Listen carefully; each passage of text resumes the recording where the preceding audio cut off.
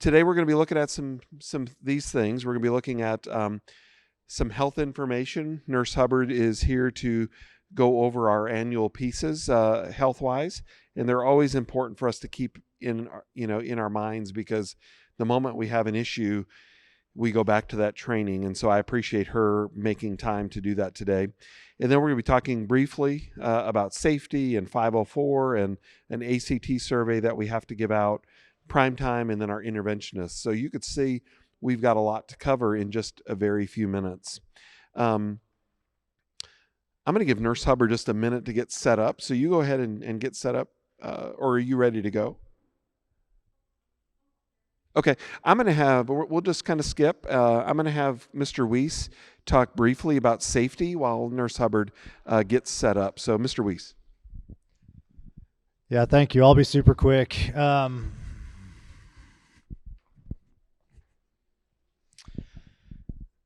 I thought this was amusing when I found it, so I'll give you a second to look at it.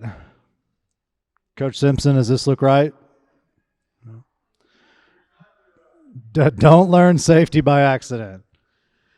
All right, so I honestly haven't had time to look at who has done the annual review of all the topics. That was what I gave during the back to school PD, but I will say it's about 100 staff members have done it, and I think we have 170. So if you have not done that, go ahead and go into that link I have right there in the slides. I've linked the form and the slides with that. So we've decided the second Tuesday of every month, we have monthly topics that we have to go over with students. So the second Tuesday of every month, we're going to go over those in advisory. We'll try to do the drills during that time, but obviously there'll be times where we're going to mix it up as well. In addition to that, there will be a form in Google Classroom that I will have assigned on that second Tuesday for you to go review the safety topic, thoughtfully read it, and then sign off that you've done that training. And that's records that I have to turn in every year. So that's just a quick overview of safety. Also, Catapult EMS, that's something the district is sticking with. And I know they had some problems last year. They think they fixed it. So I'm just asking everybody to make sure that you have downloaded the app. And then for all the new staff, I'll get you that information. I'll probably send out some directions on how to access it. And honestly, I need to get some training again as well. Miss Markin went to some training over the summer, and so her and I are going to partner and make sure we get you guys all that information. And just make sure we're reviewing those topics. Take it seriously with students, because you never know when we're going to need it.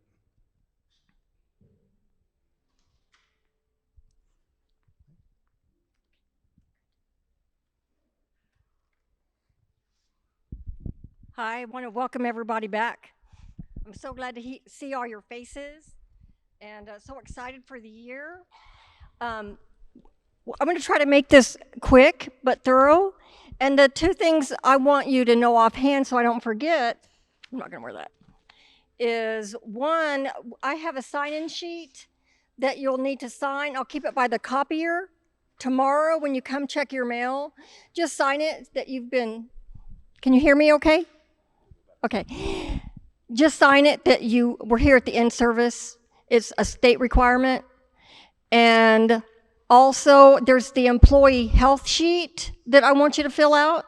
And that's really important, because if you have an emergency, I take that sheet and we send it with EMS to the hospital. We've had to do that before. It's very helpful. And so I don't personally read that information unless it's an absolute have to read it. So it's helpful if you can get those done and turned back into us. Okay, so just kind of starting things off. Anything that's emergent, you want to call down to the main office and tell them to send a nurse. You're going to know an emergency when you see it. Diabetic issues is one of my biggest issues. We normally have 7 to 9 diabetics. This year we have 18, and they're pretty severe diabetics. So seizures, we normally have 5 to 6 students a year. This year, we have 15 students with seizures. So we have a very high acuity. We have cardiac students, one with a defibrillator. And so know where your AEDs are, okay? And we have 3 of them, one by the nurse's office, and there's one by the gym, and one by the PAC. Okay. So basically, for those of you who don't know, the access to the health office, we have 2 access doors. One is by the hallway and across from the seminar room. That's where we want most people coming. The other is in the main office, but we don't use that unless it's for medication administrations or diabetics, someone who is not infectious. So you're more than welcome to come through that door, but be careful when you come through, and don't use it as a walkway because you don't know what we have in our area, and a lot of people will walk right through our office to get to the other side. That's not always the safest thing to do, so try to avoid doing that. Students cannot carry medication on them. Tylenol, ibuprofen, they can't have it. The things they can have are EpiPens, their emergency medication, inhalers. I've tried to contact all of you for any students that have emergency needs. But if you have a question, let me know and we'll be more than happy to help you out. If someone falls, just make sure that if they are hurting bad enough, just let them lay there, call someone, and we'll get in there to help. As far as emergencies go, if you are the person that's having the emergency, whether it's a fall or whatever, there's a form in that you need to fill out. You can download that off of the SDL site, or we will help you fill that out. And then we call Susan Middleton. And if you don't want to be seen, you have the right to refuse treatment, that's okay. But if you have a problem a week later from that injury, at least we have it documented and you've got that form in, and that will cover you. If it's the student that gets hurt, there's an incident report that needs to be filled out. You can either print that off from the forms on our site on the sdel.org, or again, ask us and we'll get you the form and we'll help you.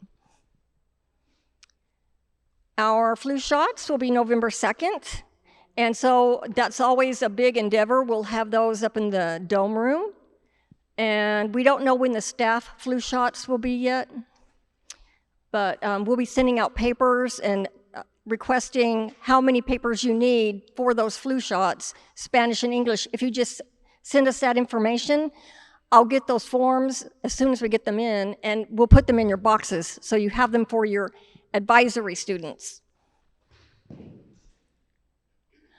CPR, contact Kathy Launder if you want to be scheduled for CPR. If you're up for renewal, then we'll be reminding you. So it's different now. You just have to go online and complete the course online, and then you check off through me. So come on into my office, we'll set up a time that's good for you, and it takes about 10 minutes and you're signed off, you don't have to go anywhere. Another thing that we check is, or that we teach is Stop the Bleed. I want to let you know that too. If anyone's interested in a Stop the Bleed course, and that's for life-threatening bleeding, let me know and we'll get you certified in that as well. And that's a real easy course and it's really good. It takes about an hour. Allergic reactions. We have allergic reactions every year. Seems like once a year we have to send someone to the hospital for it. And a lot of our kids carry EpiPens for that. And they also carry Auvi-Q. And as far as how you use those, you just basically give them in the leg. They should have those on them. Find out if your student has an allergic reaction, and I'll notify you where they keep their EpiPen in their backpack, because most of them will. Most of them know how to use those EpiPens. In fact, they all know how to use them. But if you have to use it, then basically it's taking off the lid and stabbing them in the leg, okay? And you can stab right through their jeans, okay? Most of our kids, the biggest allergy that they have is peanuts. And I've seen it where one kid was throwing a peanut sandwich across the lunchroom, and someone picked it up that had allergies to it, and they had to go in for medical care. Several of our patients in the past who have had allergic reaction didn't even know they had allergic reactions. So they didn't have EpiPens, they'd have airway swelling, and we'd have to get them out of here. It's very scary if you see it. And basically, it's common sense reactions you're gonna see, but if, like a rash, but if they complain of their throat or their tongue swelling, then that becomes an emergency, and they might have diarrhea, they might be throwing up. So those are some things you might not think about. Okay. And of course, go ahead and go on from that one.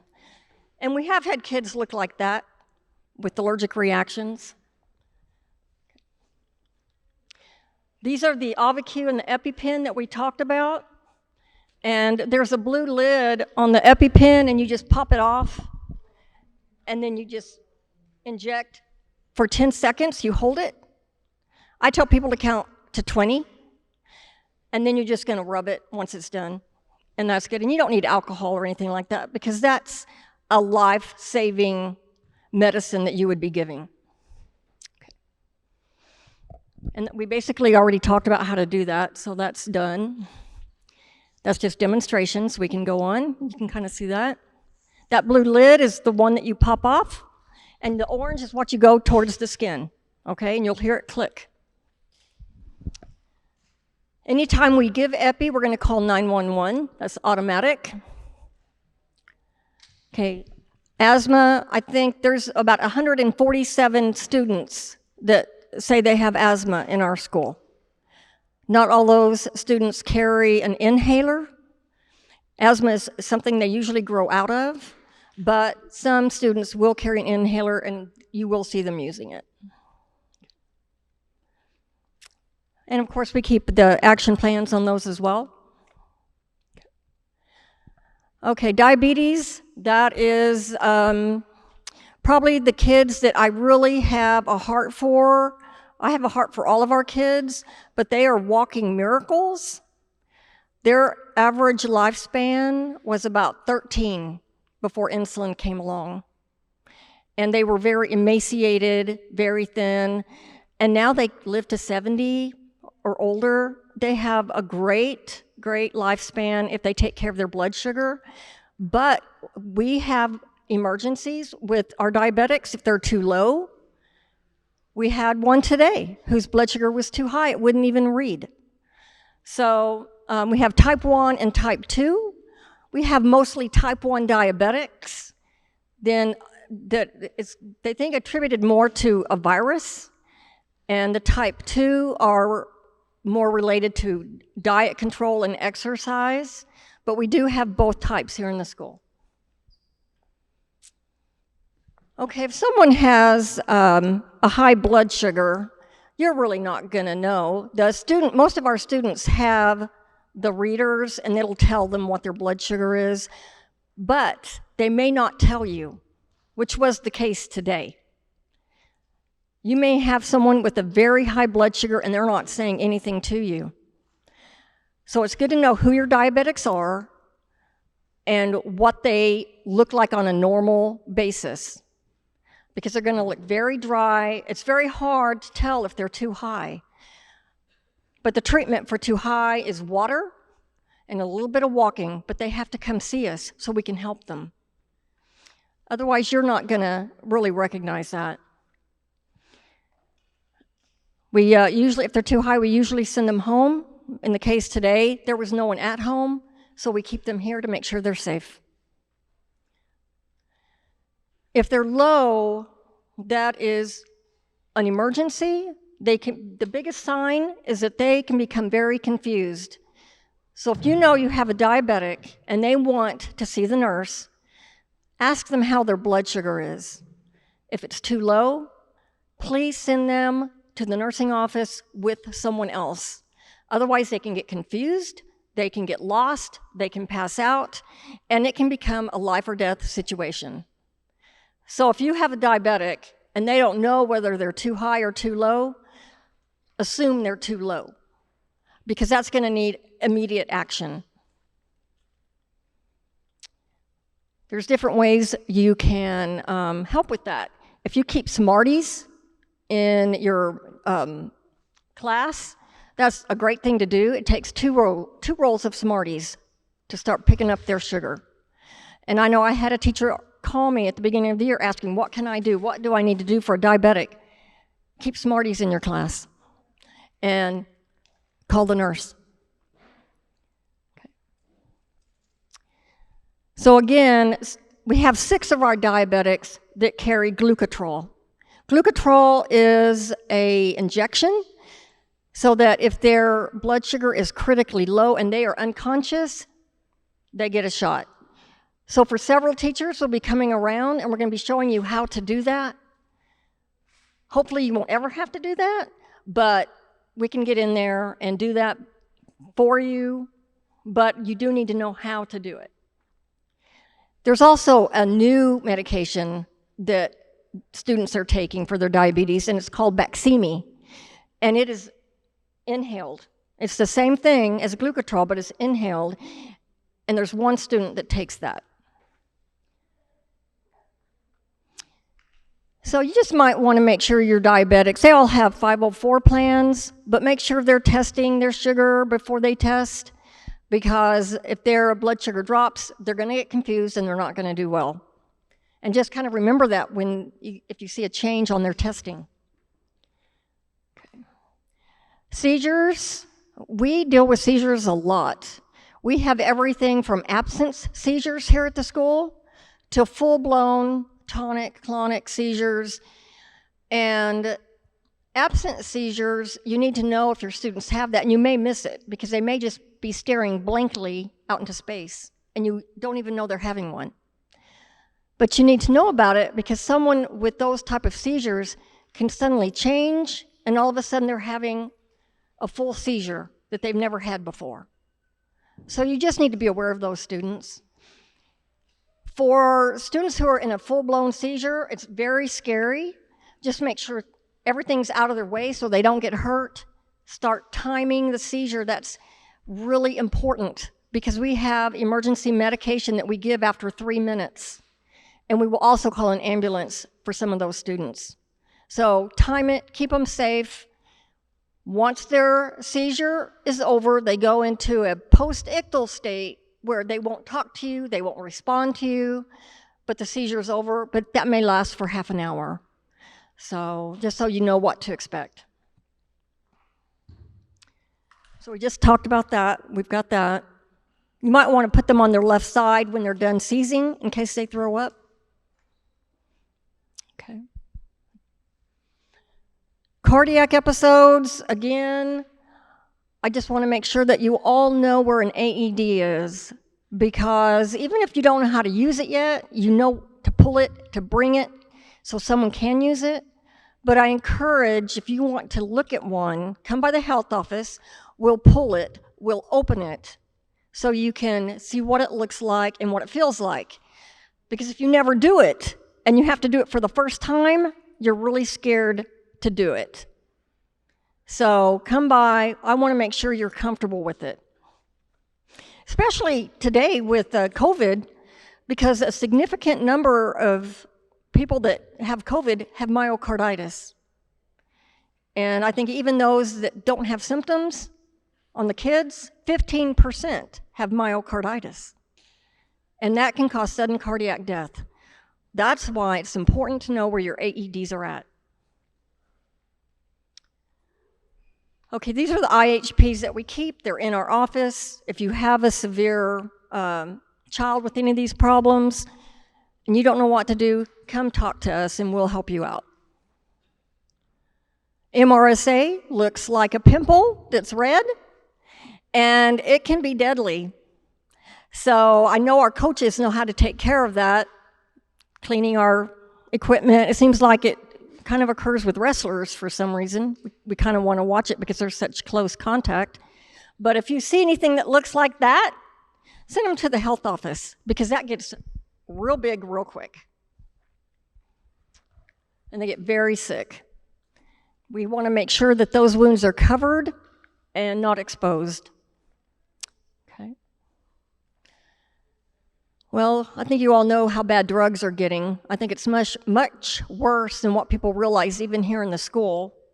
Just from previous FBI agents that have spoken with us about what they've seen. And be very careful if you find drugs on a student. Don't touch it. Please don't touch it. We have Narcan in our office if there was an overdose. But if you get into fentanyl, even touching it, it can be deadly. So if you have someone that you're concerned about and they're impaired, please call a nurse to come get them. I've had kids sent to my office drunk before, thrown up right before they get to the door, and passed out. I didn't even know they were coming. So impaired is just as serious as all those other serious conditions we've talked about. We don't know what they're impaired with. These are some of the things that kids can have: nutmeg, orange extract. Those are drugs. I don't know exactly what kids do with them, but they can cause kids to be pretty high. There's a few ways to get a hold of us, but the one that I'm going to encourage is just to email HBHS nurses. That gets me and Tracy both, so we both get the email and we're both aware, because we're not always looking at our email. We may be busy doing something else, so we may not notice something right away. Again, if you have an emergency, contact the main office, because we carry radios. They can get us wherever we're at. Tracy Stovall really works hard with our COVID team. Every student that is quarantined, she talks to them. Everything goes through her. She maintains the list. And I appreciate everything she does, because nobody is happy. This is such a volatile thing to talk about. People have such strong opinions, and if you have a question, please don't hesitate. We'll be glad to help you. If you have a family member who tests positive, then we do encourage you to get tested even if you're vaccinated. It's not a requirement if you're vaccinated, but it is a consideration. So I hope you all have a very safe year. And if any of you need a good mask, come to us, and I'll give you a reference for a good N95 that you can get. Just real quick, with quarantining, a question was asked earlier, who exactly needs to quarantine? The rules are a little different than last year.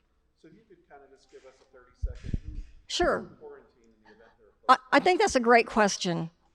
Basically, if you have been vaccinated, you do not have to quarantine unless you have symptoms. Then you need to get tested, because we know that you can still carry it. If a person is wearing a mask, the person that has COVID, and the people around them are wearing a mask, they do not have to quarantine. But if one person was not wearing a mask, like the person that had it, then anyone that's within 6 feet has to quarantine. Is that clear, or is that kind of muddy? In other words, if you don't want to be quarantined, both people have to be wearing a mask.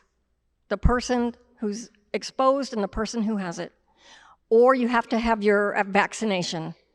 And then I would say, if you have a runny nose, a headache, a cough, those are the 3 dominant symptoms of this strain of COVID. It is 1,000 times more virulent than what we had last year. So it's very sticky, and that's why it's so virulent. It's like last year's was molasses. This is Gorilla Glue. And so take the precautions that you need and just have a lot of compassion for those around us. Does that answer your question? Have a safe year. Remind them what? Where the AEDs are? Yes. Just a reminder on the AEDs, there is one over here in the hallway between the choir and the band room. There's also a Stop the Bleed kit in there. There is one behind the gym in the hallway by the coach's entrance. And I encourage every coach to pull it, to open it, and to see what it feels like. Because if someone has sudden cardiac death from myocarditis, it would probably be an athlete. So please, please, please do that. And across from our office by the seminar room, there is another AED. And that one, as well as the one by the gym, have the big red Stop the Bleed kits. There are 5 small kits inside each one. And I really encourage you to attend a Stop the Bleed class. I think you'll learn a lot. Thank you so much.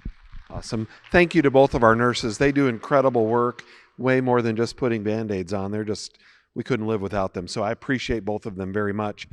Ms. Lowe's going to talk a few minutes about 504s.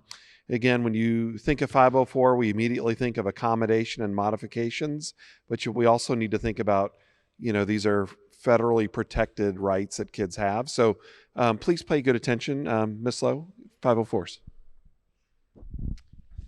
All right, I'm just going to go through this pretty thoroughly, but very quickly. On Friday, we are going to have an accommodations fair in the Dome Room. On that day, you will get a red folder that will have a list of every student in your class that has a 504. So you don't have to guess about it anymore. I know schedules may change, and we'll talk about that in just a second. But we're going to provide you with a list of all of your students that have a 504. And what I'm asking you to do is take the list out and compare it to what's in eSchool, because we as Kenzie and I, she's been helping me a whole lot with the 504 process, have uploaded every accommodation for each student with the 504 in eSchool. So you don't have to guess anymore or ask me where the accommodations are. It's all in eSchool. As soon as you pull your roster up, there is going to be a triangle, and it'll have a P on the inside. That means personal information. And when you click that personal information, all of their accommodations for that year will pop up. And I'll show you what that looks like in just a second. So the goal for tomorrow, we will have snacks so you can eat and work at the same time all day long. If you need a snack throughout the day, just come. We'll have plenty for you to take with you, but the goal is just to make sure that we haven't made a mistake and that we have the right students on the right list. That's Friday. So I'm going to show you a quick video of what this looks like. I use Miss Davies' class in eSchool. Yes, happy birthday.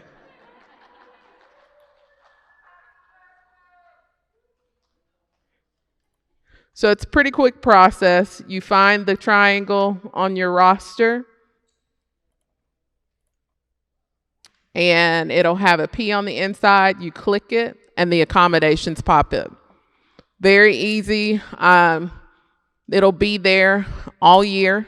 Anytime that I make a change to an accommodation, I will change those in eSchool, and then I will also send you an email stating that changes have been made for this student. Please go to eSchool and review the different changes for their accommodations.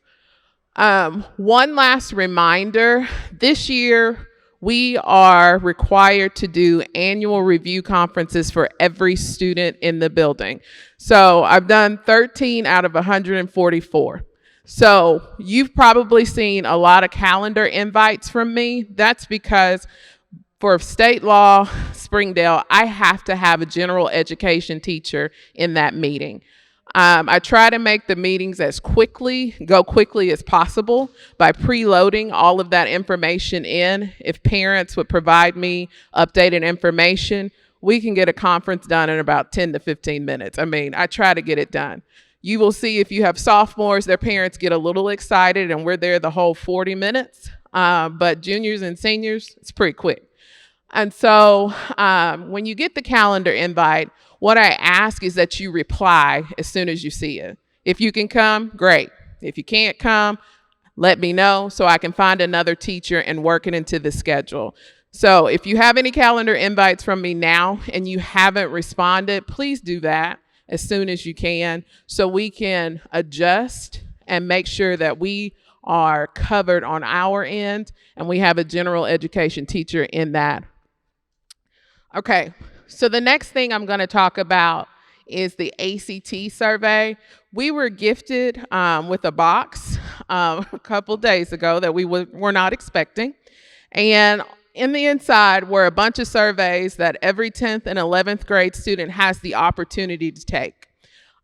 They came from ACT, and it's a partnership with My Options College and Career Success Survey. And to gather, the purpose of it is to gather post-secondary interest from students who plan to attend college. So the big goal is to have them fill out the survey, and what this group will do is take their interests, pair them with colleges and universities, and then provide them with scholarship information all the time on a consistent level. This will be done on Tuesday, September the 7th, during advisory. So the day we come back after Labor Day, this will be your advisory activity, and it's only for sophomores and juniors. This is an optional survey. So if a student says, I don't want to take it, don't give it to them. You don't have to have a parent note to say that they opt out. If they don't want to do it, they don't have to. What I need from you that's super, super important is an advisory count. I need to know how many people are in your advisory, and that's going to be on the last slide. But once you get done and you have all of the surveys, turn those into the office. I'll just have something on the top of the counters for your students to place them in. And once I have them, I'm just going to ship them off. So I think the slides have been shared with you. Do you have the slides? No? Yes. Yes. Okay. So if you would just scan that QR code. If you're a 10th and 11th grade advisor, tell me how many surveys you need, because we're going to put those in your boxes tomorrow, and they should all be there by Friday. And you can pick them up Friday afternoon, Friday morning, or you can pick them up when we get back on Tuesday. So any questions about either of those things? Okay. Okay, just a few words about prime time. The research shows that, RTI does have a significant impact on student achievement. Not to get too nerdy on you, but it does have an effect size over 1, which is a significant effect size. So effectively using prime time can make a difference, not only in grades, but in student achievement and overall. And just a few quick things. The way we've always done things doesn't necessarily mean the way that we're going to do things in the future. And so a few things I want to mention. TJ, if you'll go ahead. Again, the why we do prime time, that's two things. One, to fill in the gaps. Our PLCs are doing common formative assessments. They're looking at who got it, who didn't get it, and prime time is designed to really help those kids that are struggling. On the flip side, we have some kids that are doing great, and we're going to be offering some enrichment sessions as well. And so it's very purposeful why we offer prime time, to either fill in the gaps or to take the kids to the next level. Is there one more slide? Just some general things to remember about prime time, and these are just very basic. One, please be sure and check your roster, the prime time roster. Who's in your room compared to that? Sometimes kids forget, or they choose whether or not they're going to come, but make sure that the kids are in your room are on that primetime roster, because again, they might rather go to yours than go to another session. Please take primetime seriously. Don't send kids to go run errands for you, or send them, to the library or to the office or things like that. This is protected time to, again, just address those gaps in learning. So, we've started primetime. Melissa Davis is awesome, how she's designed the system. Please be sure to name your sessions according to what you're offering. Melissa was great to just give everybody a generic name ahead of time, but please customize that name so that it is reflective of what you're doing, because that's the way kids know what in the world they're getting pulled for or what they're signing up for. Okay, I think that's it. Now we're going to have Jamie and Dulce just give us a few minutes about their work and things that just we need to know. And Jamie and Dulce.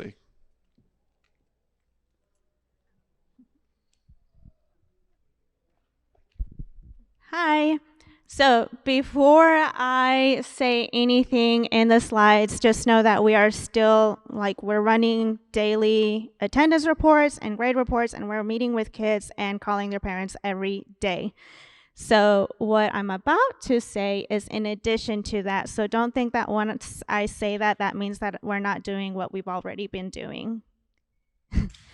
Okay, so we're going to talk about the role of our job and also introduce the program Wildcat SOS, which is supporting our students. Just to clarify, I'm just going to say what our role is and not what it's not, but we're strictly academic support. We do attendance, grades, and social and emotional support, and that tier 3 intervention, which is the 5 to 15% of our student population.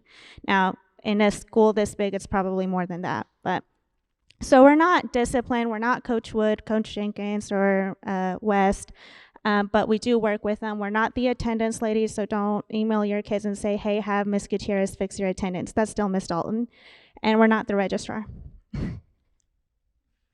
So SOS is a way for you guys to identify the students who are in need of intensive academic support based off of lack of improvement from what you are teaching in the classroom and what you are doing in prime time by pulling in those small groups and reteaching. So before you refer a student, ask yourself, is this because they didn't get what I taught in class and because they're still not getting what we're doing in prime time from that small group support, or if I need to reteach the whole class. Okay, so once we meet with a student, we do an individualized action plan. For those students who are in academic distress, we'll also address behavioral and social and emotional needs. And then those are done in 4-week cycles and can last up to 8 weeks. So the goal is to exit a student within 3 to 4 weeks so that they can fly on their own, essentially. And that's just a graphic to help you guys understand where we come in. So you guys do that core classroom instruction for all of your students, and then you give additional support through prime time, and then that's where you filter out the students who are still not getting it, because of attendance or because they need more academic support. That's where Jamie and I come in. And then an important note is because our SPED students are already receiving that intensive tier 3 intervention, we don't necessarily work with them. We refer them to their caseload worker. But that doesn't mean that we can't help you guys point them to the right direction. Like if they need any additional support, we'll still work with them in case they need any additional help sometimes. And so this stuff, we're going to go over that with PLCs individually so that you guys can ask more questions and get any clarification over anything that we said today.